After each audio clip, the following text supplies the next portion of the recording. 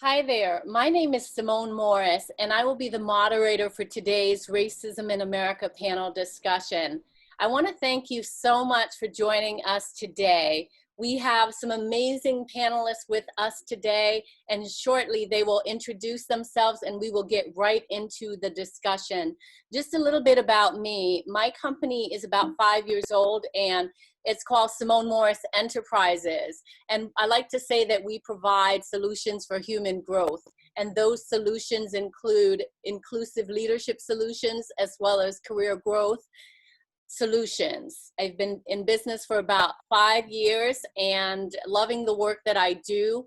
I am really passionate about shining a light on what's happening in the world today, especially around racial equity. And these conversations have really been very insightful, informative, with tangible actions that the audience can take away and use in the fight against racism. I expect the same will happen today.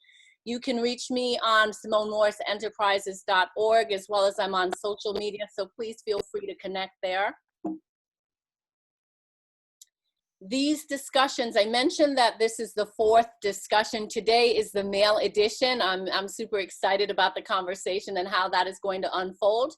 But the previous discussions are on the Simone Morris Enterprises YouTube channel. I've made it really convenient for you. So if you go to the Racism in America playlist, you'll be able to easily see the previous 3 sessions that have been recorded. And this session will also be uploaded to that channel. So feel free to subscribe, watch, comment, share, whatever it is you want to do. Appreciate that.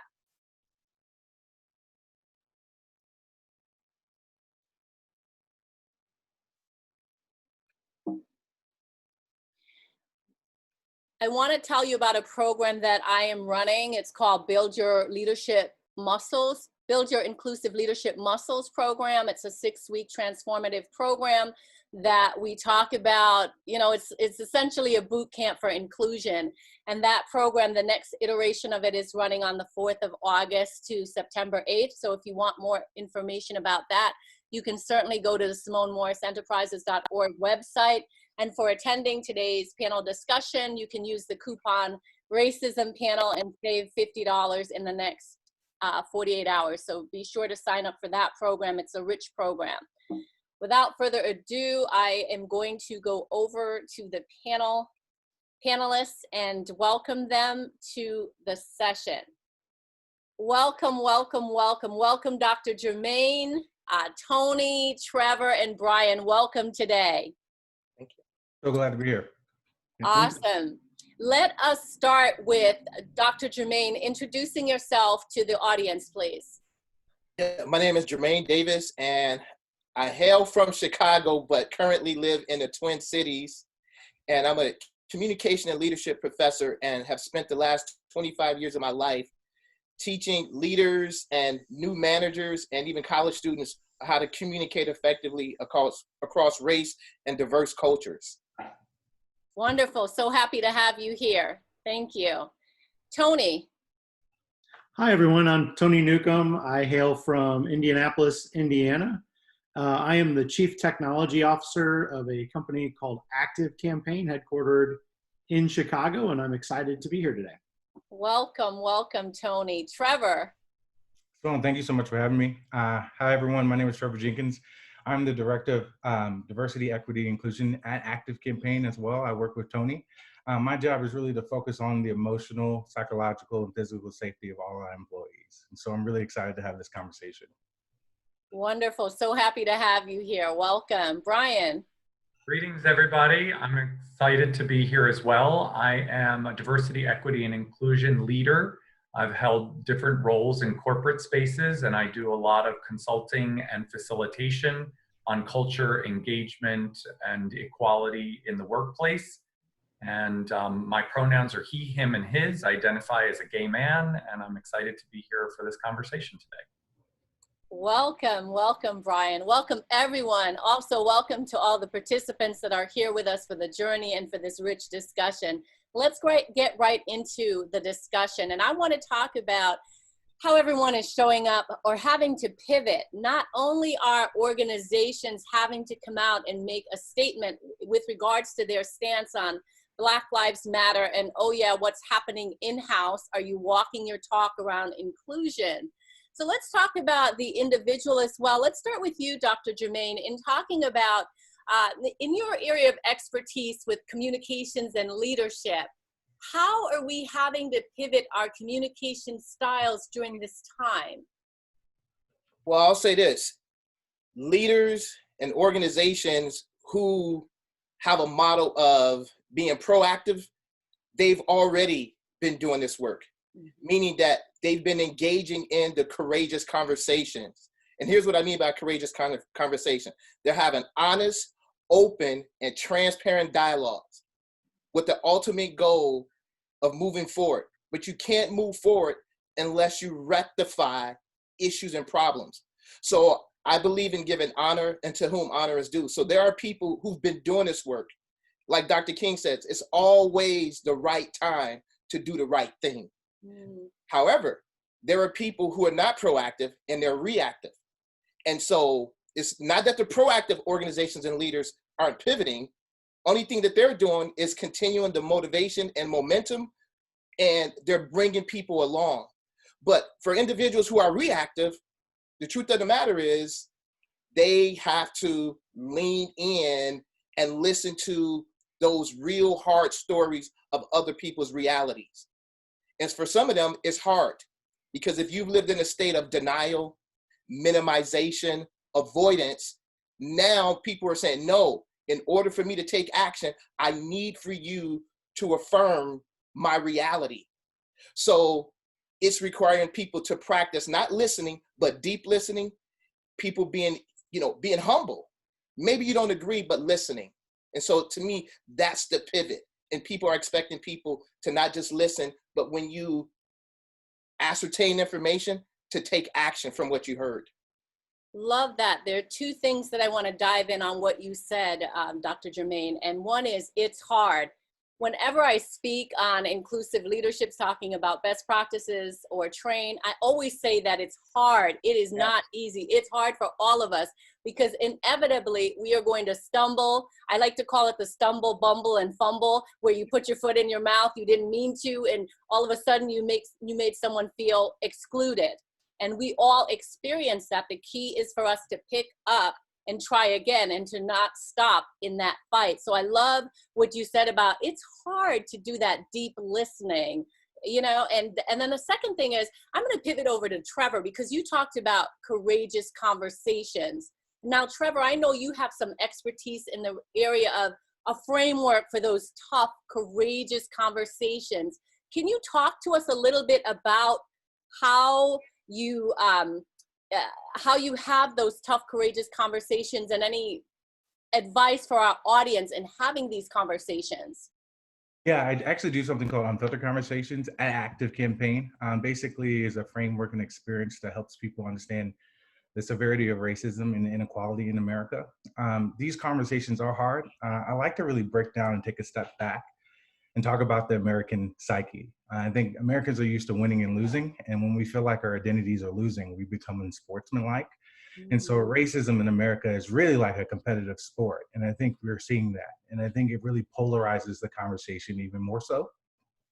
But one of the reasons why the conversation is very hard, as the doctor was talking about, is sociologists have said since by the third grade, children have formed their idea or perspective on race. And then those children grow up to be adults like you and me, who are conditioned not to talk about race either. And so it becomes hard at a young age. And so I think it's very, very important that we have these conversations with our children and our youth. But one of the reasons why it's hard is some of the things I wrote down. We have a fear of anger or sabotage. We don't want to sabotage ourselves if we just put ourselves out there, right? We have a fear of damaging a relationship. We have a fear of rejection, right? If people really knew what we felt on a particular thing, would they still want to be our friends? We have a fear of saying the wrong thing. We have a fear of being fact-checked, a demand of evidence. And then, certain conversations evoke triggers, right? And if we talk about a particular issue, certain emotions will evoke from us that we may not be ready to express in that moment. And so when I talk about kind of having these conversations, there's always ground rules to the conversations, but I would just like to briefly share just a few principles that I like to think through when I have these type of conversations. The first one is really just understanding that racism means different things to different people. You know, for certain people it's individual, right? You just between two people. For certain people, racism means systemic issues.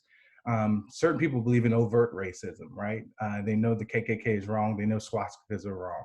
But when it comes to covert racism, we may not agree on those things. And so really asking the person, what does racism mean to you? How would you define racism? And then trying to fill the gaps and then see the similarities that you may have with racism and then understanding the gaps between the conversation. The second thing is be really aware of your single stories that you bring to the conversation with race. I often tell the story of me and my brother growing up. We were fighting outside right next to our parents' car, and we actually broke the side light, side window of the car. And so I remember our dad bringing us in, and he talked to us individually because he wanted to hear a different side of the story, right? And just to be honest, I broke the mirror, but there was parts of that story I omitted to my dad that my brother shared, right? And I think when you think about that in the greater conversation historically, when it comes to race, there are parts of the stories that have been omitted, that oftentimes we have a single story about the American experience. And I tell people, just because it didn't happen to you doesn't mean it didn't happen, or just because you didn't see something doesn't mean it didn't happen, right? And so we got to be aware of who's able to write history, who gets to omit history, and the single stories that we carry when it comes to this narrative around race. And then the last thing I like to share to honor everyone's time is to understand your primary and secondary voice in these conversations. I think we all have the First Amendment right on the freedom of speech, and we all have a voice that we should use. But we have a primary and a secondary voice. And I think that's the important thing about being an ally. Your primary voice is when you have thoughts and opinions and firsthand experience with issues. Your secondary voice is when you have thoughts and opinions, but you lack experience. And oftentimes people get in conversations or trouble with these type of conversations is when they use their primary voice, when they have secondary voice experience. And so, for example, if you don't live in a community, you shouldn't tell a community how they should fix their issues if you never lived in that community, right? We use our primary voice in these scenarios, and we should take a step back, take a posture of listening, and then interject our opinions. Oh my God, that was so good. That's so good. Before I dive in, let me ask my panelists. I see some smiling, some nods. Does anybody want to build on that before I add my commentary to what Trevor has said? I'd like to add that communication is the beginning of understanding. So I totally agree with what Trevor is saying. When we're having these conversations and being a communications professor, sometimes we're missing one another, right? Because we all have a philosophy or ideology and our definitions are colliding. So sometimes we have to get on the same wavelength by creating a shared definition. And I love the example, that he gave about that primary and secondary.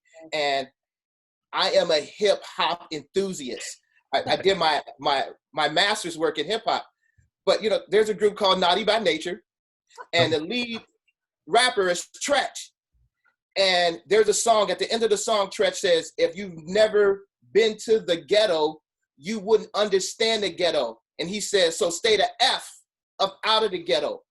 Now he's putting things in context, mirroring that, like, you got to get in the experience. And I'll say this, imagine King being in a hotel with Coretta, and he's like, Coretta, let's just go to the balcony and we're gonna watch the people march. No, he had to get in there, right, to really understand that. And so people are giving their advice and pontificating from afar. And so they lose credibility and authenticity when really trying to do this work when we start talking about allies and advocates. So I'll stop there. I love that you said that because the two things. One is I'm seeing a push for people to promote people of color to do this work during this time, because speaking frankly, there are organizations, back to the point of primary and secondary that Trevor was talking about, there are organizations who do not have that primary voice or primary experience, but are pushing forward in fixing. So I'm seeing a lot on LinkedIn about pushing the Black or brown practitioner in the DE&I space. The second thing is I wanted to go back to Trevor and help us understand primary and secondary and how it ties to allyship or advocate. How does that work? Yeah, I think one of the things is being kind of like in this conversation when it comes to race, one of the conversations I've been having with our employees who ask, what can we do? What can we say? And I think there's the difference between feeling responsible versus response able when it comes to the conversations. And so a lot of our employees have mentioned when it comes to this conversation about race, do we have to take responsibility of historically everything that happened? And often I've been saying, as people of color, we don't expect you to take responsibility of every single thing that just happened in regards to race, right? But we do want you to be responsible, right? We want you to know or be able to express that racism is wrong and you disagree with racism on these different levels that we experience. And so that's how you be an ally. It's not necessarily feeling like you have to speak on everything, but when you have an opportunity to speak, that you're response able, that you actually use your voice to elevate and to advocate for the concerns of the people who are around you. Because equality is not just about what you see, it's really about the person next to you, right? And understanding what does equality mean to the person next to you as much as it means to me. Thank you. Let's go over to Tony. Tony, I want to pull you in and just to talk a little bit, you and Trevor both, about what's happening at Active Campaign and how you in particular are using your voice as an ally, response able, as Trevor said. Yeah, thank you. Thank you. First off, it's really an honor to work with Trevor. You can see just how fantastic he is. When we kind of first started everything, started really happening in the world, I reached out to Trevor first and I was like, gosh, I don't have great context to understand what's happening here.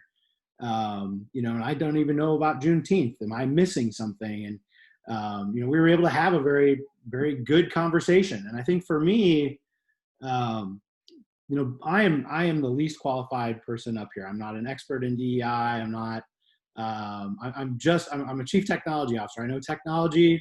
I lead people, but I do lean into these uncomfortable situations. And I think that, to be an ally, you have to, and Simone, you and I even kind of talked about this. I was like, are you sure are you setting me up here? What's going on? This is a very scary topic, to talk about. And, I think for me, I've always grown and learned something by participating in this. This is how I personally think you have to learn, is get involved and understand. Because I can't say I understand what it's like to be a minority in America. I just can't say that.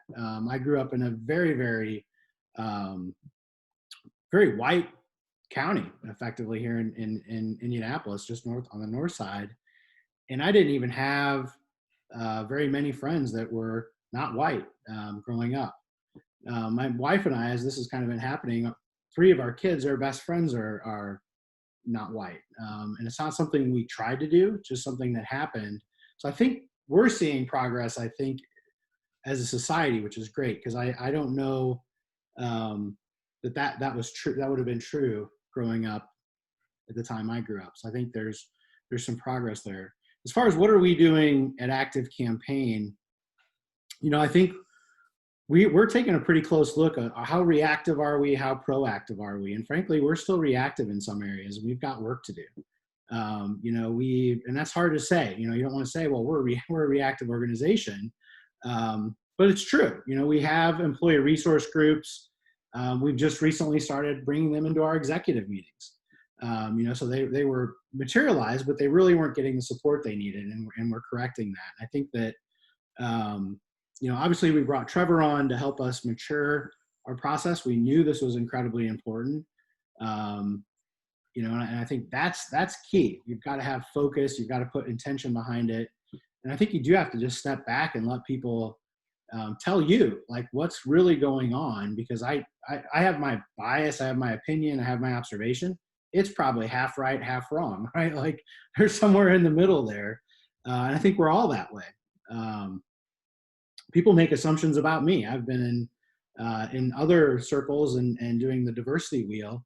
And I remember one time somebody went around, and one of the items that I identified with, the person in the room said, well, obviously people who are of this are the problem, and would never be in a place like this. And then it got to me, and I was like, well, this is kind of embarrassing because I identify that way.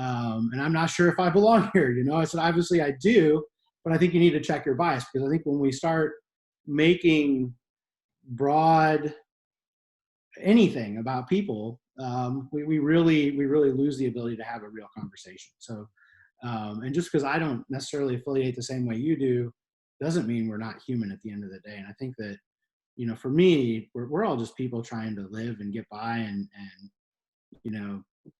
find success, find happiness, find safety, peace. I mean, I think these are not reserved things for any individual group. This is what we're all after, and what we're all trying to create here.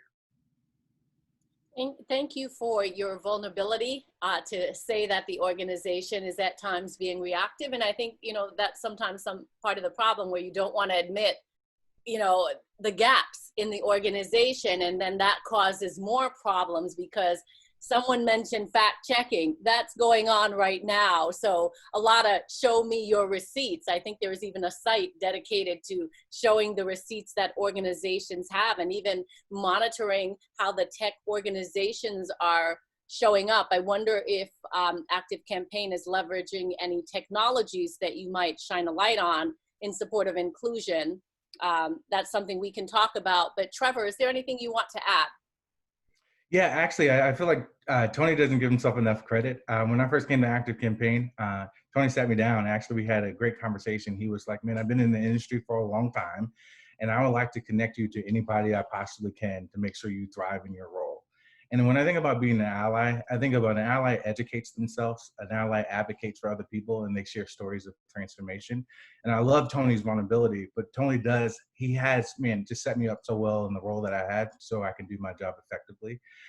One of the things at Active Campaign, even now, but a year ago, even at Tony's office, we were doing, I like to call anti-racism discussions and trainings at our offices, really just talking about the history of racism and understanding racism in America. We were having these discussions 15 months ago. And then as Tony talked about, I love that our executive team really created a space for our ERGs for them to share to our executive leadership what they need to continue, what they need to start, what they need to stop. And then how would they feel empowered as a Black employee, as a Latinx employee, as a mom? And so really creating spaces for these different identities to share how they feel and what does belonging mean to them. Because oftentimes I do think we don't want to appear reactive or inactive. And so most of the times we just jump and do something. I often tell people, though, you don't bake a cake before reading the instructions. And so sometimes it's really good to listen to people before you actually start something. Let me just say, I love your analogies, because you immediately, I'm thinking about baking the cake, and I'm one of those people, I have a tech background, and I have started putting something together before reading the instructions. So I love the cake analogy. Let me go over to Brian, because you talked about belonging, sense of belonging. Brian, we want to bring you into this conversation and talk about what you are experiencing, what you are hearing during this time with your clients, and just come into the conversation with us. Yeah, no, thank you very much. I think one of the things that can't be underscored enough is this idea that we're all on a learning journey, and this work is so dynamic. It has to deal with current context. It has to deal with, what is up for people in reality. And, just echoing a little bit about, Dr. Jermaine's point around conversations, courageous conversations.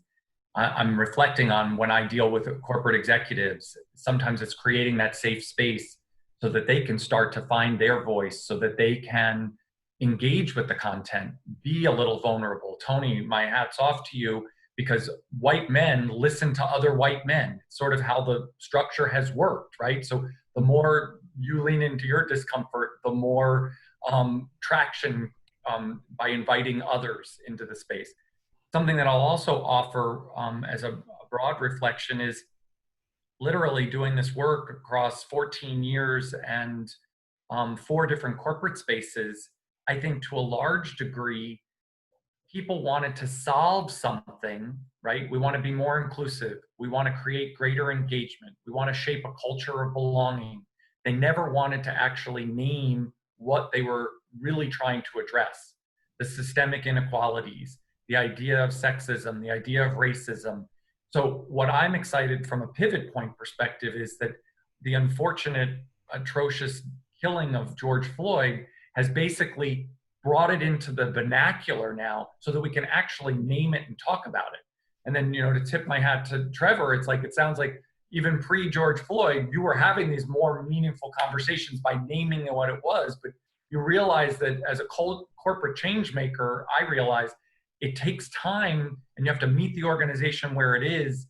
And the solutions that I've seen, the other panelists have already talked about this idea of bringing people together to share lived experience.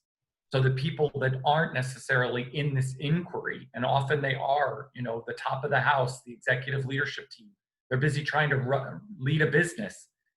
So it's critically important. And I think that there's a lot of also tension. You mentioned the receipts, Simone, this idea of what's performative versus what's transformational. But I think it's a system that we have to dismantle and re-engineer, and it takes time. So it's a measured progress. So I feel like people are leaning into that discomfort that Tony mentioned, and they're having the more courageous conversations, and they're using thought partners like Trevor to actually unpack what's really happening. And it's a long game. And I love the fact, Trevor, that you talked about this sort of win-lose paradigm. Because when we're like it's a fixed mindset around there's an end game versus it's sort of infinite play, I just feel like that's a mindset to invite people into the conversation in a different way. So, and I'm learning every day and trying to, you know, bring this conversation forward by inviting people to be vulnerable and to talk, even admit out loud what they don't know. And I think being a model for that, it helps to unlock things because it's head and heart. So much good stuff with what you've said, Brian. I heard like the elephant in the room, psychological safety, making space for these conversations, which brings me back to Tony talking about his vulnerability and saying yes to this panel discussion, even though it's uncomfortable. And we are having to sit with uncomfortable moments. Honestly, hearing some of the things about history has been very uncomfortable for me, so much so that there's some avoidance. Somebody posted something about, I can't even say it, that's how much it upsets me. But I'm having to protect myself a little bit on this journey. So it's hard work. There's an elephant in the room. You got to be uncomfortable. You've got to be willing to take action. Brian, I want to come back to you again and tell me a bit about the LGBTQ community, because this happened like, you know, it was Pride Month last month and things just kicked off. And, you know, not only COVID, but with George Floyd, and it wasn't just George Floyd, but there was a succession of different names, Breonna Taylor and so on, Ahmaud Arbery, and I can continue on. So tell me, because you have been in this LGBTQ community, and I know that I've seen responses about how that community is stepping up to partner with and really share in the fight. But tell us your experience during this time in that space. Thank you. It's interesting because last year marked the 50th anniversary of Stonewall, and it was a very big celebratory moment. But one of the things that, you know, the pioneers in the space and the fighters for equality are still very pragmatic about the fact that it's more of a march and a protest versus, you know, a parade and a celebration. And a lot of criticism came upon corporations in particular, and it really came to a head last year with regard to, like, you know, rainbow washing. Everybody's going for the consumer play. It's like chasing the LGBT dollar, but not necessarily really honoring what is still the lived experience of members of the LGBT plus community. So where it relates to Black Lives Matter in 2020 versus 2019, is that I understand that two of the founders of Black Lives Matter in 2013 actually identify as queer. And so from the onset, they were using the platform for the intersectional approach, right? Honoring all voices, all marginalized voices. Just like COVID, for example, has disproportionately impacted the health of Black and brown folks, the LGBT movement and the, sort of like the white privileged beneficiaries have advanced so much more on the equality scale versus the Black and Latinx communities being far more left behind and marginalized. So I think that what we saw, and I think COVID had a piece of this, and it's interesting if you kind of believe in karma, right? It's like from the rainbow washing concept to we can't really celebrate pride in an overt way. So how do we demonstrate a stand in solidarity? The other thing that's, while George Floyd and Ahmaud Arbery and Breonna Taylor were really the sort of names in the news, there was an outcrying about how Black trans folks have been impacted through, police brutality and through inequitable treatment in the communities that are less often talked about, right? So it's this idea of all tides rise, of bringing people in to stand together, and that intersectionality. And I found myself in some really poignant and important conversations around people get worried territorially about conflating the two. And yet there are so many synergies. We've talked about allyship here. I know there's a bigger call in for advocacy and even for accomplice is a new vernacular. But, allyship has really, for the LGBT community, which also cuts across so many of the different dimensions of race, ethnicity, gender, etc., it could be more of a unifying place. So that's what I've been seeing in the communities that I interact with. Wonderful. Let me come to each of the panelists as we begin to move towards Q&A. I want to ask you, is there one takeaway that you would like to give to our audience of something they can do? People are asking, what can I do? I don't know what to do. From your perspective, your sphere of influence, your experience, what can you give them in terms of tangible actions that they can take away in this fight against racism? Let's go to Dr. Jermaine and start with you. I always like to use this example, law of physics, the law of inertia, that an object or force will continue to move in the same direction unless acted upon by an outside force. People are creatures of habit. They think the same thoughts, they use the same vocabulary words, the same 1,200 vocabulary words over and over. They behave the same ways over and over again because it's been condoned and sanctioned. So my wish, personally and professionally, is that people would really challenge the inertia, which means the policies, the practices, and the procedures that create racism, that create disparities, right? That creates disenfranchisement. So in your organizations, like start in your background. It's kind of like the civil rights activist Fannie Lou Hamer when she says, I'm sick and tired of being sick and tired, right? So we need for people to get so disturbed that they challenge the status quo. And it's simply, let me give you an example. I'm a college professor, and part of my duties is to give back to the college community. So I sit on hiring committees. I know the verbiage on our website, EEO, affirmative action employer.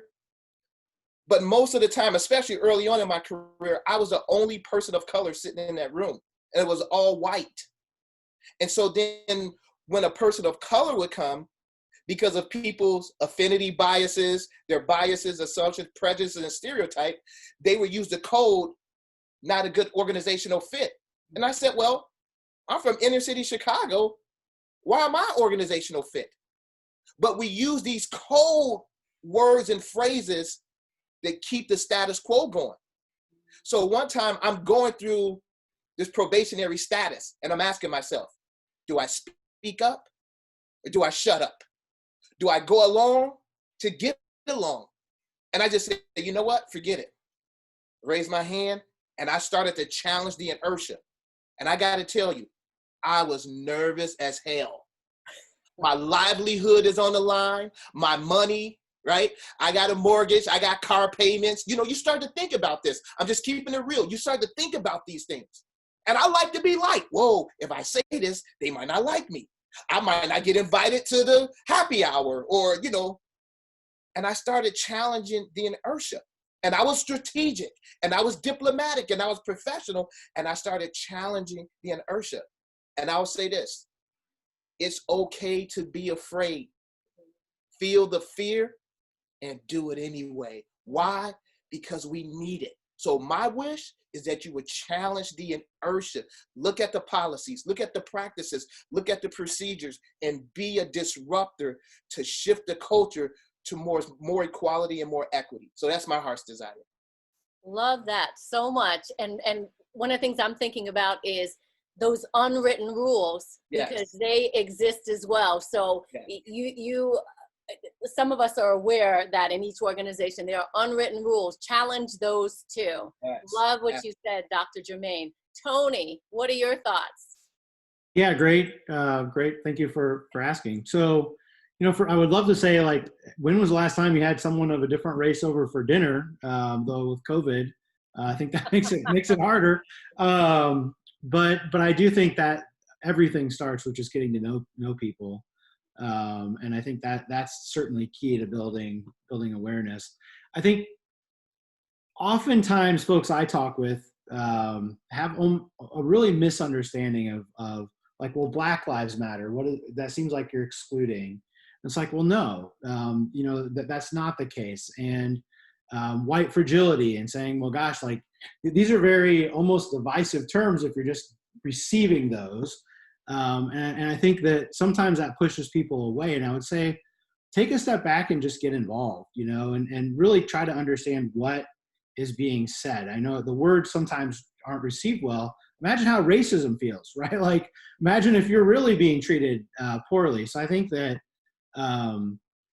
you know, this stuff is very real. When you think of systemic racism, and you say, well, how is this culture, you know, set up to fail? Like, it's a competitive culture. You know, the cream rise of the crop, and everyone can win. Well, it's not true, right? Like, look at how we fund schools. You know, I live in off of property taxes, so my county has amazing schools. Just 10 miles from here, the schools are not great. You know, that's problematic. That's not good. There's examples like that though everywhere, and I think that look for them and really try to understand what the experience is. I can't even say I understand, you know, fully the experience. I've had some exposure to it. The Detroit downtown boxing gym. When I hear defund police, I don't think that means everyone wants anarchy and you know, violent crime everywhere. I don't believe that. I don't believe anybody wants that. I think we all want safe communities. But when I look at the downtown boxing gym, for me, I think, gosh, that's a fascinating example where the downtown boxing gym is in Detroit, and it was founded under the premise of we're going to let kids opt in, learn boxing, but before they can learn boxing, they have to get their homework done. And the outcomes that have happened from this program are just outstanding. All these children that would typically not leave, you know, statistically leave high school being able to read, leave being able to read. You know, all the aptitudes there, they just don't have the resources, and they're creating the resource. So I think that, to me, that's possibly what that could mean. Maybe that's what people are saying. So, you know, when we're saying we need more investment in community, I think that that's probably what we're saying. But I think, again, have the conversation. I'm willing to throw that out there and be wrong, right? Like, that's even kind of scary. Like, I'm gonna throw this about what I think we're saying, but like, we got to start the dialogue somewhere. And I would say, as an ally, it's a lot easier to be quiet and say, yep, I got your back, and oh, I'm going to advocate for you, I'm going to complain, I'm going to file, you know, but not actually get involved or even try to understand. And I think that for me, that as an ally, that's the only way I know how to do it. I think I told you this, I don't necessarily sit around and say, well, today I'm going to go do ally work. Like, that doesn't it's not really how it works. You know, I probably am conscious about it, but I think that's because you have to be as a leader. You have to be very conscious of how are you including everyone and creating opportunity and promoting and watching out for that. But I just say get involved. And I don't think there's a quick path here. I think you've got to get involved. You got to learn. You got to know people. To know people, you've got to actually talk to them. You know, I think you just have to get involved. Thank you. Let's move over to Trevor. Yeah, I think it's by nature, it's our nature to tone down our weaknesses, right? And I think most people think they're more multicultural than what they really are. And so I think there's a lot of free online diversity profile assessments out there that ask the question, you know, the teachers you grew up with were predominantly what? Your doctors predominantly what? Your coworkers are predominantly what, right? To really get a clear understanding of where diversity is thriving in your life and where you may need some work around inclusion in your life as well at the same time. And then I often tell people it's just not enough to read about racism, right? Inclusion, I define it as the active, ongoing interaction with diversity. And so racism is only exposed when two cultural value systems that are different intersect, right? And so that only happens in a diverse community and environment. And so if you're just only reading about racism, even the most progressive people can still struggle with racism because it's just intellectual and not necessarily engaging. I had this conversation with a good friend of mine. We were playing golf together in a country club outside of Chicago. And he was talking to me about, he couldn't believe how people were, you know, furious about the decision with NASCAR to take down the rebel flag. But we're at this golf course too, which is really, you know, it was a predominantly white golf course, and then the people who were serving at the golf course were predominantly Black. And so I really proposed that conversation to him, and I was saying, you know, to me personally, this feels like a modern day plantation, right? And so we had this hard conversation, and I was like, what it would look like for you to engage this golf course and ask them, how are they promoting and marketing to people of color who can afford their membership as well? And so it's so easy to look at issues on this side of the court. And so sometimes we need to have these other conversations, even with our progressive thinkers around racism, that racism can still be covert in other areas in our life as well. Wonderful. Thank you. Brian. So echoing a little bit of what's been said, I mean, I think allyship is action, and there's been a lot of discussion around, you know, what's performative and what is, you know, game-changing and sustainable. I think for me, again, as a corporate leader and maybe a product of corporate America, it's this notion that it's a system, and while it needs to be disrupted, to sort of echo what Dr. Jermaine was sharing, there's a certain protocol or methodology to do it. There can be impatience, there can be, you know, demand, but I think that there's also, you know, especially like right now, I think aside from economic impacts, the fact that people are, you know, trying to deal with what the impacts of the global pandemic are, and at the same time to try to address this, you know, concurrent with all that. So I think my two things are about patience and grace, giving grace to ourselves, also giving grace to others. This learning is confrontational in a way, but especially if you see somebody wrestling with somebody, that should be an invitation to go deeper rather than, I think this thing I'm just sort of learning how to put it into real context is cancel culture, right? It's like, if it doesn't look like the way I want it to look, then cancel it out. And it's sort of like, well, that creates more of the divisive polarities instead of getting us on the playing field together. So grace and patience is my parting thought. Love that. Let's get right over to questions, because we do have some questions. And the first question that's coming in, someone asked, it's always been easy getting women leadership on board. However, when working with white male leaders, I find often they will hear the experience of people of color, say sorry for their experiences, but no action follows. I'm curious to hear the panelists' insight on this. Who wants to bravely come forward on this? No, I do a lot of work with Fortune 1000 companies. And I want to share a concept. And the concept is called cognitive complexity. And cognitive complexity is the ability to construct multiple ways of looking at issues. when I'm working with leaders, particularly white male leaders, there are a couple of things that I'm thinking about. And Brian mentioned this with the head and the heart. How do I get them to practice cognitive complexity? They construct a worldview, going back to what you said, Trevor, earlier about the single story. So they do have a worldview. So they construct a worldview based on their lived experience. But I'm trying to get them to construct multiple perspectives. Empathy is the ability to emotionally get as close as possible to a person's lived experience. So I'm working with them with empathy and cognitive complexity. And I'll be honest, sometimes the best way to get people to practice cognitive complexity and empathy is when you personalize it. Let me give you an example. I was doing some work with an organization, and they were trying to recruit more women of people of color. So of course, the hot topic issue comes up, affirmative action. And there was people who are angry. So that means that they're going to put a woman or a person of color in this role, in this position that I bust my tail for. I'm angry. And so I'm facilitating some group discussions, and I say, okay, Jermaine, you got to get them to practice cognitive complexity and empathy. So I start giving examples. How many people in here have daughters, nieces? Raise their hands. And I start talking about the wage gap between women and men.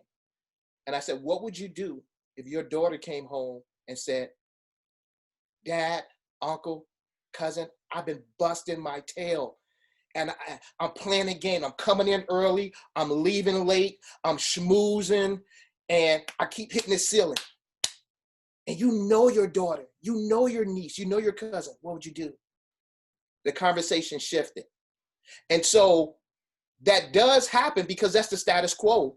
And because those policies, practices, and procedures have been in place, so white men have been able to just walk into them.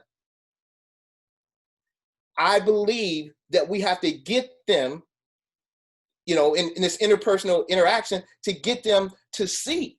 Because if people can't comprehend and see it, they won't shift unless you put pressure on them. And the other pressure is when you start affecting people's monies.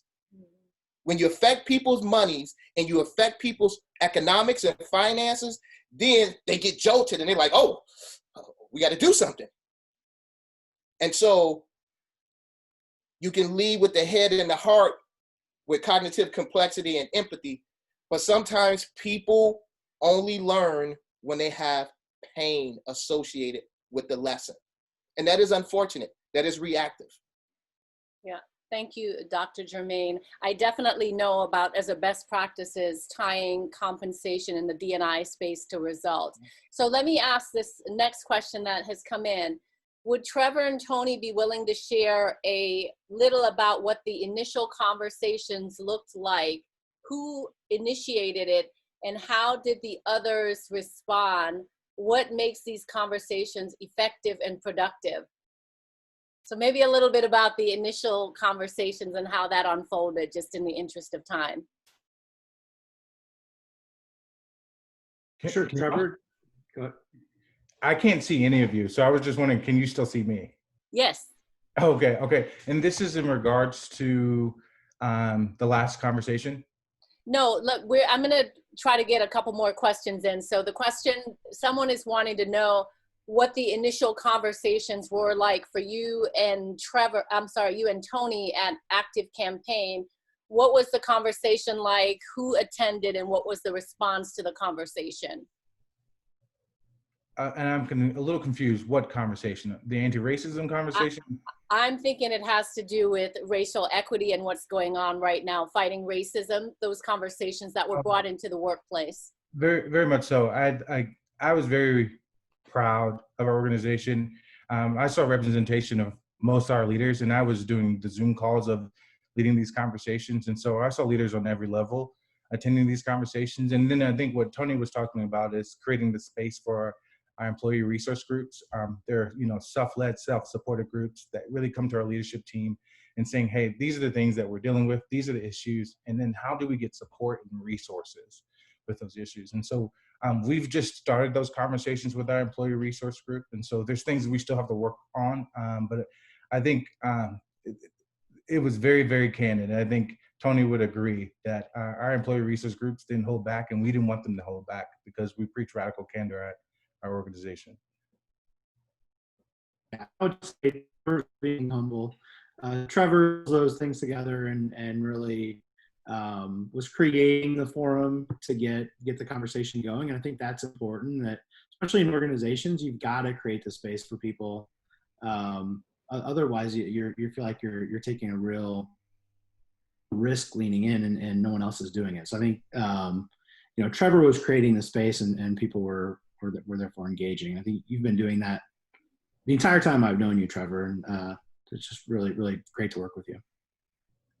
Yeah, I've heard that some organizations are leveraging ERG, employee resource groups, and just some caution around that as well because of the weight and responsibility of educating others. So it's good to know that they were listened to and not filtered, so the truth can come in, and then we can take action from there. Let us jump to another question, and Brian, can you lead with this question? Can any or all of you speak to your own intersectionality of helping or raising the voices of other oppressed groups, i.e. women, individuals with disabilities, LGBTQ+? Sure, I saw that one in the chat, and I think, as a gay man in the workplace, I've experienced otherness. And I think that was a bit of why I got into diversity, equity, and inclusion work, because I wanted to create an environment that I wanted to go to every day. And as a result, bring other people along on the journey so that we could all be more inclusive. And then it blossomed through, time and different iterative, trials and errors. I think what I've been able to do as a result of my own white privilege and access to data as a DEI practitioner is to go in and point to things that people aren't necessarily discussing every day, right? So there's a little bit of, I can personalize it and I can use data to say, oh, out of this organization, we only have X number of people of color at the director and above level. Then ask questions beyond that, right? Do we know where they stand from a performance perspective? Do we want them to stay? If we want them to stay, what are we doing intentionally about keeping them here? Do they have mentors? Do they have sponsors? Do they have an individual development plan? Is somebody advocating for them? How are they building their capital within the organization? So doing a lot of that advocacy, because I also know that my experience was that when I was a marketer by day, I had a certain lane that I was in, and I had certain access to certain middle-level managers and maybe the general manager of the division, but I didn't have a broad sweeping access to the general counsel, the president of the business unit, the CHRO. And so the DEI work started to open that up, and you start to realize how that was transformative for me in my day job. And so then I can talk about it as a value proposition for talent. And so I think that that's definitely worked for women, for people of color, and I've done some work also specifically around veterans campaigns. Not that I am a veteran or a member of the military community, but working in combination with those people who are transitioning to civilian jobs, the employee resource groups that are in service of the veteran community, and really trying to be an advocate.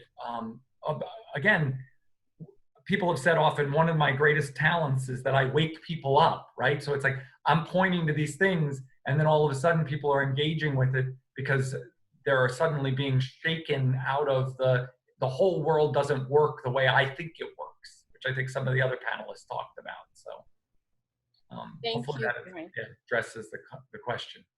Thank you. I'm going to take the last question. We have more questions, but final question, and I'll just ask any of the panelists to chime in on this one, which will be interesting. I have found that there are upper-level white women that are more problematic and reactionary to DEI work. Does anyone have any success in navigating these employees?